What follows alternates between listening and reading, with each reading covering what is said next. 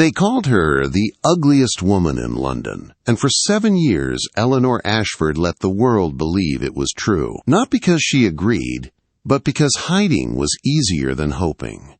Pity cut deeper than cruelty, and she had learned early that when society decided your worth, fighting it only bled you dry. So she made herself invisible and told herself it was a choice. Everything had changed when she was 15. That year was meant to be her season. Her father, the Earl of Ashford, had promised that London would finally know her name. Eleanor had practiced her curtsy until her knees ached. She memorized dances, dreamed of candlelit ballrooms, and imagined a gentleman who would see her across a crowded room and choose her. 3 days before her debut, the carriage accident happened. She remembered none of the noise, none of the chaos. What she remembered was waking in her bedroom, with her face wrapped in bandages and her mother crying beside her. The surgeon spoke gently, telling her father she was lucky to be alive. The glass had missed her eye. She would heal. What he did not need to say was that the scar would never leave.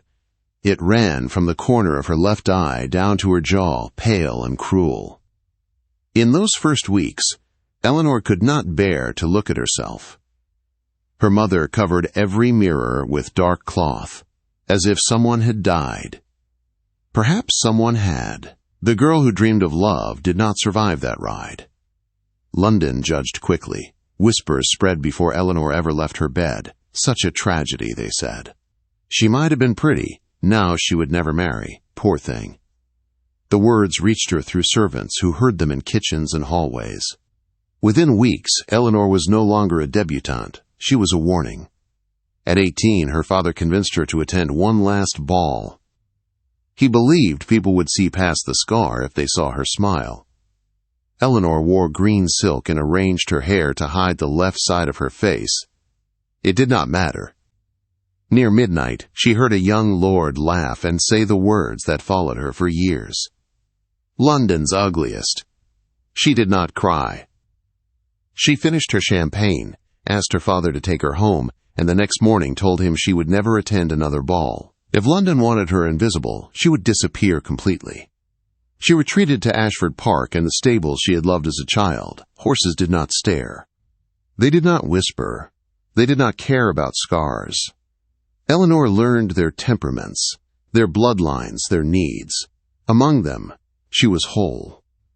On a stormy night, a black foal was born in thunder and rain. Her father named him Midnight Storm and said he would change everything.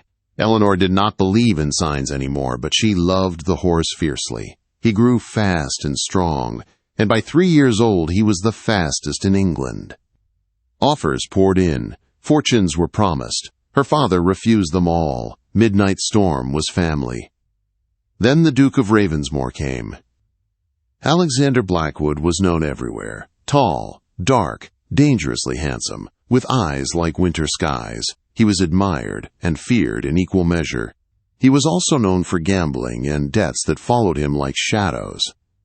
He came once, then again, each time offering more money. Each time her father refused. On the 4th visit, something changed. Eleanor learned of it through a letter. The Duke would marry her. In return, Midnight Storm would become her dowry. There was no proposal, no affection, just a bargain. Eleanor should have been angry. Instead, she felt empty. She was 22, long past hope. At least as a duchess, she would have purpose. She agreed. The wedding took place on a cold December morning in the small chapel at Ashford Park. Eleanor wore her mother's dress and a veil so thick she could barely see. She walked down the aisle alone. The Duke did not look at her until she reached his side. When he did, his eyes were cool and assessing. No warmth, no curiosity, only calculation. They spoke their vows. He did not kiss her. The carriage ride to Ravensmore Hall passed in silence. Eleanor watched frost-covered fields through the window while the Duke stared away from her. She wondered if he thought only of the horse. Ravensmore Hall rose from the mist like a tomb, stone and silence. Servants lined up, faces blank. Eleanor felt their judgment without a word being spoken. Her chambers were grand and cold, blue and silver, a bed large enough to get lost in, a room fit for a duchess and empty of comfort. She sat before the mirror that night and lifted her veil. The scar stared back, but beneath it she saw her mother's eyes and her father's stubborn jaw. She saw survival. Footsteps approached. The Duke knocked. Once, twice. Eleanor stood, crossed the room, and locked the door. The click was soft, but it felt like thunder. His voice came through the wood, surprised. Was something wrong? Her heart pounded, but her voice did not shake. You married me for a horse, your grace. You shall have him. But you will not have me. Not tonight. Not until you earn the right to stand before me as more than a man collecting a purchase. Silence followed, long and heavy. Then he laughed. Not kindly, not cruelly, with interest. In that moment, Eleanor realized she had done something dangerous. She had made the Duke of Ravensmore curious. The days after the wedding night passed in a strange quiet. Eleanor waited for anger, for commands, for the Duke to remind her that the law stood firmly on his side. A locked door meant nothing to a husband who wished to force it open.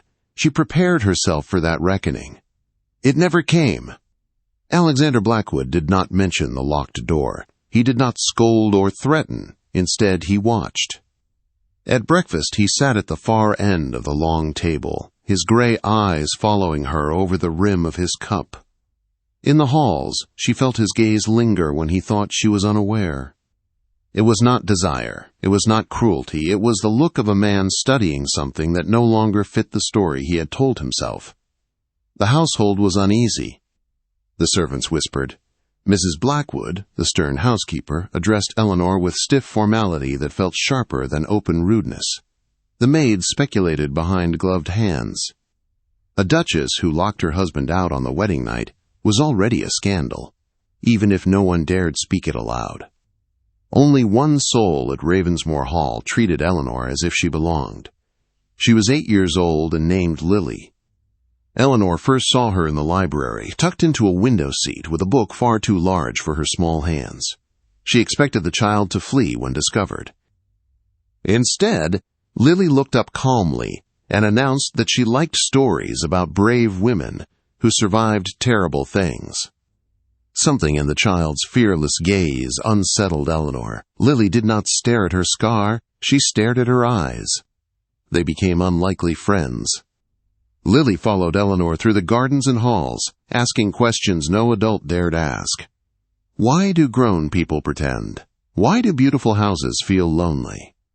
Why do horses listen better than people? Eleanor had no easy answers, but she listened. On the 5th day, Eleanor went to the stables. Midnight's storm had arrived from Ashford Park the morning after the wedding. She had watched from her window as grooms struggled to guide him. Even from a distance, she saw the tension in his powerful body, the restless fire that only he carried. When Eleanor stepped inside his stall, he recognized her instantly. He pressed his nose to her shoulder and breathed out a low sound of comfort. Tears filled her eyes before she could stop them. That was how Alexander found her. He stood in the doorway, silent, watching his horse and woman lean together as if they had always belonged side by side. He comes to you, he said quietly. He will not allow anyone else near him. I raised him, Eleanor replied. To him I am safe. Alexander stepped closer, wonder softening his sharp features. Show me, he said. Show me how you earn his trust. She hesitated. Power was rare in her life, but she nodded. Move slowly. Do not stare at him. Let him feel your heartbeat. Alexander obeyed. When Eleanor guided his hand to the horse's neck, she felt tension tremble through him. Fear, carefully hidden. Midnight Storm accepted the touch, curious, but calm. Trust is not taken, Eleanor said softly. It is given. Alexander looked at her then, truly looked, as if seeing past the scar for the first time. Is that what you are waiting for? He asked. For me to earn yours. I am waiting for you to see me, Eleanor replied. Something changed in his eyes. He reached toward her face, hesitated, then touched only the unscarred curve of her cheek with a gentleness that stole her breath. I see you, he said. and what I see is fire." He left the stables without another word. That night, Eleanor did not lock her door. She waited beside the dying fire, wrapped in her mother's shawl, heart beating with equal fear and hope. Midnight passed. The Duke did not come. In the morning, she found a single white rose outside her door and a note written in careful script. "I am not yet worthy, but I am trying." Her resolve cracked. Days softened into something almost gentle. Alexander sought her out. They spoke in the library, the gardens, the stables. He spoke of his childhood, of a father who gambled away everything, of a mother who died of shame. Eleanor spoke of her accident, her years of isolation, her choice to disappear. They did not touch, they did not speak of love, but something fragile grew between them. Then the letter arrived. It bore her father's seal. Eleanor read it alone and felt the ground shift beneath her feet. Alexander's interest in Midnight Storm had never been only financial. He had made a wager with Lord Hartington. Winner would take everything. When Alexander realized he could not win without Midnight Storm, he agreed to marry Eleanor because she was the price. She burned the letter, hands shaking. That evening she dressed in crimson silk and left her scar uncovered. When Alexander called her beautiful, the word felt like a knife. She confronted him across the long dining table. She spoke of the wager, the bet, the lie. Alexander did not deny it. He spoke of desperation, of vengeance, of a rival who had destroyed his father. He admitted the truth plainly, painfully. "I married you because I needed the horse," he said. "I stayed because I came to know you." Eleanor listened, heartbreaking and mending all at once. She refused to forgive him easily. She refused to be managed. If he wanted the horse, if he wanted her, he would have to earn both. Alexander told her everything that night. His debts, his fear, his hatred of becoming his father. For the first time, Eleanor saw him not as a duke or a villain, but as a man trapped by legacy. The night before the Epsom Derby, Eleanor could not sleep. She found herself again in the stables, whispering to Midnight Storm, begging him to win not for pride but for hope. Alexander found her there. He spoke without armor. He confessed his love not as demand but as truth. "I love you," he said, "whether you ever return it or not." Eleanor stopped him from leaving. She did not promise love. She promised honesty. She promised herself. They kissed, gently, carefully, like two wounded souls choosing to trust. On the morning of the race, Eleanor dressed without hiding. Midnight Storm ran like a force of nature. He won. Alexander lifted Eleanor in his arms before the crowd. For the first time, she was not invisible. But as they celebrated, Eleanor saw Lord Hartington watching, his eyes cold and calculating. Victory, she sensed, would not end the danger. And somewhere deep inside, she knew the hardest test was still to come. The joy of victory followed them home like sunlight after a long storm, but Eleanor felt unease beneath the celebration. Ravensmore Hall was filled with laughter again, servants smiling more freely, doors opening that had once stayed closed. Alexander moved through the house lighter, as if a great weight had finally been lifted from his shoulders. Yet Eleanor remembered the look in Lord Hartington's eyes at Epsom. It had not been the look of a defeated man. It had been the look of someone already planning his next strike. For a time, happiness came easily. Alexander courted her, as he promised. Flowers appeared every morning. He read poetry aloud by the fire, sometimes badly, sometimes with surprising tenderness. He listened when she spoke, truly listened, as if her thoughts mattered more than his own pride. Slowly, carefully, Eleanor allowed herself to believe. They shared their bed at last, on a quiet spring night when the gardens were heavy with the scent of roses. Alexander touched her with reverence, not as something owed to him, but as something precious. When he kissed the scar on her face without hesitation, Eleanor wept. In his arms she felt beautiful, not in spite of what she had survived, but because of it. London, however, did not soften so easily. When they returned for the season, whispers followed them through every ballroom. The Duke, who married London's ugliest for a horse. The scarred duchess who dared to show her face. Eleanor felt the stares like pinpricks on her skin, but she did not hide. She stood tall beside her husband, her hand resting on his arm, refusing to shrink. The invitation to Lord Hartington's ball arrived in gilded script. Alexander knew it was a trap. Eleanor knew it too. Refusing would signal weakness. They went. Hartington House glittered with excess, its chandeliers blazing, its guests eager for spectacle. Eleanor felt eyes lock onto her the moment she entered. Some curious, some cruel, some calculating. She danced, she smiled, she endured. Near midnight she excused herself, needing air. The corridors were quiet and dim, lined with portraits of smug ancestors. She was turning a corner when voices reached her ears. Hartington's voice was unmistakable. "The forgery is flawless," he said. "By the time Blackwood knows, the estate will be gone." Another man laughed softly, and the Duchess. "She will be ruined along with him." Eleanor's heart thundered. She pressed herself into shadow and listened as Hartington spoke of false documents, of old debts, of presenting evidence to strip Alexander of Ravensmore. It was not enough to lose at Epsom. Hartington wanted humiliation, destruction. Eleanor stepped into the room before fear could stop her. Hartington turned, startled, his false smile slipping. "You should not be here, Duchess." "Neither should criminals planning forgery," Eleanor replied calmly. The men laughed at first, then they saw her eyes. She spoke clearly, loudly enough for the door behind her to carry sound. She accused them of forgery, of conspiracy, of intent to destroy a noble house through lies. Hartington sneered. "Who will believe you?" Then Alexander's voice cut through the room. "I will."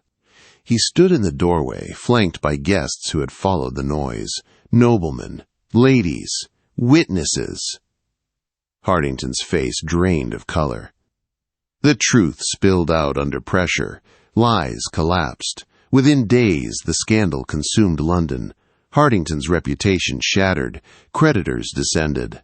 He fled England in disgrace. Ravensmore was safe. But something else changed. Society's whispers shifted. Eleanor was no longer only the scarred bride. She was the woman who stood firm when threatened, who protected her husband, who refused to be broken. People began to look at her differently. More importantly, she looked at herself differently. Months passed. The seasons turned. Eleanor found joy in simple things.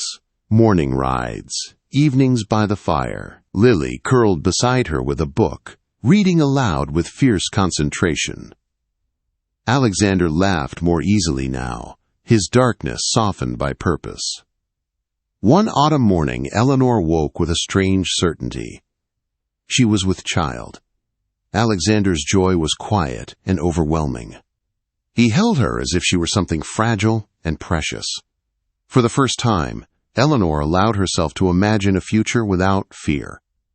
Their daughter was born on a bright morning when leaves burned gold outside the windows. She was small, perfect, with dark hair and bright eyes. They named her Rose. As Eleanor held her child, tears filled her eyes, not from pain, but from gratitude. She thought of the girl she had been, the one who believed her life had ended at 15. She wished she could reach back through time and tell her that survival was only the beginning. Alexander kissed Eleanor's scar gently. "You are beautiful," he whispered. Eleanor smiled. "I am loved," she said, "and that is more than enough." In the years that followed, Ravensmore thrived. Midnight Storm's legacy lived on. Lily grew into a fierce, clever young woman with endless curiosity. Eleanor walked through London without lowering her eyes. They no longer called her London's ugliest. They called her strong. And when her daughter one day asked about the scar on her mother's face, Eleanor held her close and told her the truth. That once the world tried to break her and failed.